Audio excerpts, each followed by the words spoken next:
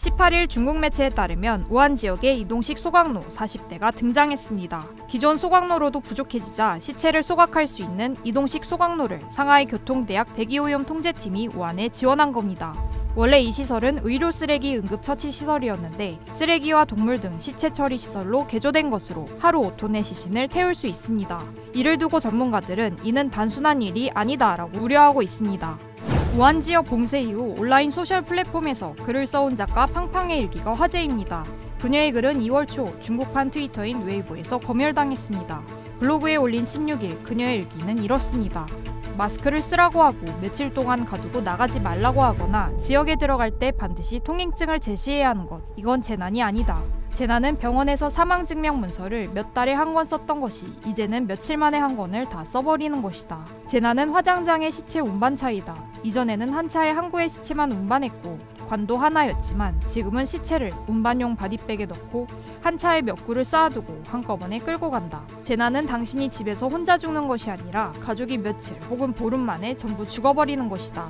경찰이 총을 쏘아도 마을 사람들이 두려워하지 않습니다. 2월 18일 인터넷에 공개된 한 영상에는 중국에서 봉쇄 조치가 가장 삼엄한 후베이성 샤오간 마을 사람들의 모습이 보입니다. 경찰이 총을 겨눴지만 소용이 없었습니다. 집에 갇혀있던 마을 사람들도 한계에 다다랐습니다. 후베이성 정부가 16일 성내 모든 마을 조직, 지역사회 24시간 가장 엄격한 폐쇄 관리에 들어간다고 발표했습니다.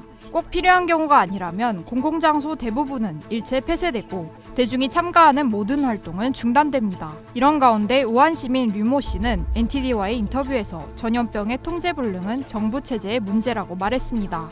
或者出门了，出门买东西，几天以后再看形势变化呢，让不让买呢？还有这个团购呢，说团购很贵的。以前病人太多了，没地方收，现在呢确诊了就让你到酒店、方舱医院去隔离，这是政府机制的问题，还要抓造谣的嘛。现在讲话要谨慎。 많은 네티즌은 우한의 대규모 아사자가 발생하는 위기가 닥칠 것 같다. 중국 공산당이 전국적으로 인터넷을 차단해 진상이 드러나는 것을 은폐할까봐 걱정이다라고 우려하고 있습니다.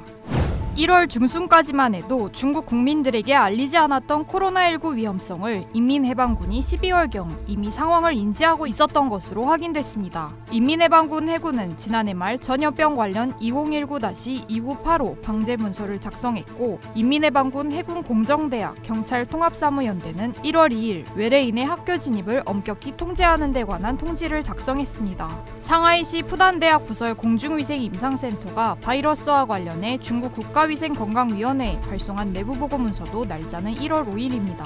센터 소속의 장용전은 우한재병통제센터 우한시 중심병원과 협력해 2020년 1월 5일 우한 화난수산시장 원인불명 폐렴 환자 호흡기 세척액에서 사스와 유사한 코로나 바이러스를 검출하고 바이러스의 전 게놈을 측정했습니다. 보고서는 이 바이러스가 사스 코로나 바이러스와 89.1%의 유사성을 갖고 있어 우한-후-1 코로나 바이러스라고 명명했다고 밝혔습니다. 한편 시진핑 국가주석은 1월 20일 바이러스에 대해 첫 공식 발표했고 우한이 봉쇄된 날짜는 23일이었습니다. 아직 죽지 않은 사람도 시신으로 처리된다는 소식도 전해지고 있습니다. 한 네티즌은 자신의 경험을 전했습니다. 병원에서 자신에게 아버지를 드러내라 해서 병실에 들어가 보니 아버지의 종아리에 여전히 온기가 있었고 그가 아버지라고 부르자 아버지는 말을 하려고 눈을 떴다는 겁니다. 그러자 의사가 크게 놀라 그에게 나가라 소리친 후 그의 아버지를 알몸으로 시신백에 담아 옮겨갔다는 겁니다. 2월 17일 한 네티즌이 올린 우한 화장터 직원 모집 조건에 귀신을 두려워하지 않고 간이 커야 한다는 내용이 적혀있자 네티즌들은 시체 소각로에서 나오는 소리는 귀신이 아니라 아직 죽지 않은 사람의 소리라고 말했습니다. 시신 처리에 관한 문제는 더욱 심각해지고 있습니다. NTD 취재 내용에 따르면 현재 중국에서 방직 공장이 다시 문을 열었는데 일반적인 주문을 받지 않는 것으로 밝혀졌습니다.